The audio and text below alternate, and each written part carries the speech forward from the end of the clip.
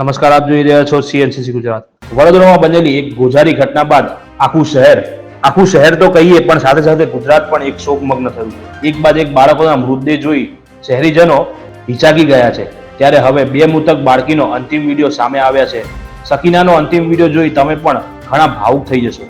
માતૃ સકીના તેના મિત્ર સાથેના અંતિમ વિડીયોમાં કહેતા સંભળાઈ રહી છે કે આજ તો મજા આને વાલી હૈ, પણ તેને ક્યાં ખબર હતી કે આ વિડીયો તેનો અંતિમ વિડીયો બની રહેશે. આવી નાની બાળકી સાથે આ ઘટના અત્યંત દયનીય છે. તો અન્ય વાડી વિસ્તારની 9 વર્ષીય મૃતક આલિશા બાનુ મોહમ્મદ ઉમર કોઠારીવાલા સારે જહાં સે અચ્છા હિન્દુસ્તાન હમારા ના મ્યુઝિક પર તિરંગો ફરકાવી દેખાય છે. આ વિડીયોમાં તેની દેશભક્તિ છલકી રહી છે. એક બહેનનું મોત અને બીજી બહેન હોસ્પિટલમાં. પાણીગેટ વિસ્તારમાં આવેલ મેમણ કોલોનીમાં રહેતી સકીના એક કમનસીબ વિદ્યાર્થીઓમાં હતી જેનું આ ગોઝારી દુર્ઘટનામાં મોત થયું છે. તે બંને બહેનો આ પિકનિકમાં સાથે હતી જેમાં સકીનાનું મૃત્યુ થયું છે, જ્યારે તેની ઇજાગ્રસ્ત બહેન સોફિયા હોસ્પિટલમાં સારવાર હેઠળ છે. આ ઘટના બાદ પીડિત પરિવાર સહિત સમગ્ર વિસ્તારમાં શોકમગ્નતા છવાઈ ગઈ છે. Bureau chief CNCC Gujarat Patan.